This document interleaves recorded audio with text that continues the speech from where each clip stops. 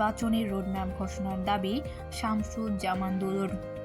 দ্রুত নির্বাচনের রোডম্যাপ ঘোষণার দাবি জানিয়েছেন বিএনপির কেন্দ্রীয় কমিটির ভাইস চেয়ারম্যান শামসুজ্জামান দুলু।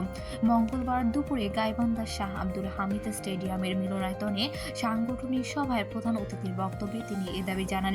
তিনি বলেন, যত তাড়াতাড়ি অবাধ সুষ্ঠু নির্বাচনের পরিবেশ তৈরি করা হবে তাতে বাংলাদেশের মঙ্গল হবে। বর্তমান সরকারের প্রতি দ্রুত নির্বাচনের রোডম্যাপ ঘোষণার দাবি জানান তিনি আরও বলেন, গত 15 বছরে বিএনপির হাজার হাজার নেতাকর্মী মামলা, হামলা, হত্যা, গুম, নির্যাতনের শিকার হয়েছেন। ছাত্র জনতার অভ্যুত্থানে প্রাণ দিয়েছেন অসংখ্য মানুষ। তাদের আরাধ্য স্বপ্ন একটি নির্বাচিত সরকার প্রতিষ্ঠার খুব কাছাকাছি রয়েছে। আমরা জনগণের সত্যিকারের দল হিসাবে বিএনপিকে শহীদ জিয়া, খালেদা জিয়া ও তারেক রহমানের আদর্শে গড়ে তোলার সময় এসেছে। আমরা সেই লক্ষ্যে কাজ করছি।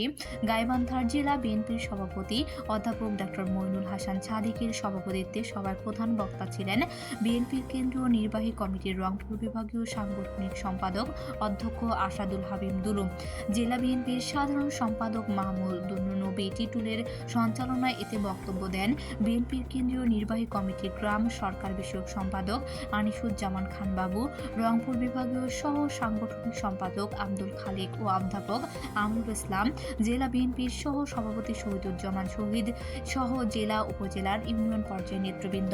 অধ্যাপক আসাদুল হাবিব দুলু বলেন, নির্বাচন ছাড়া গণতন্ত্র উত্তরণের আর কোনো পথ নেই।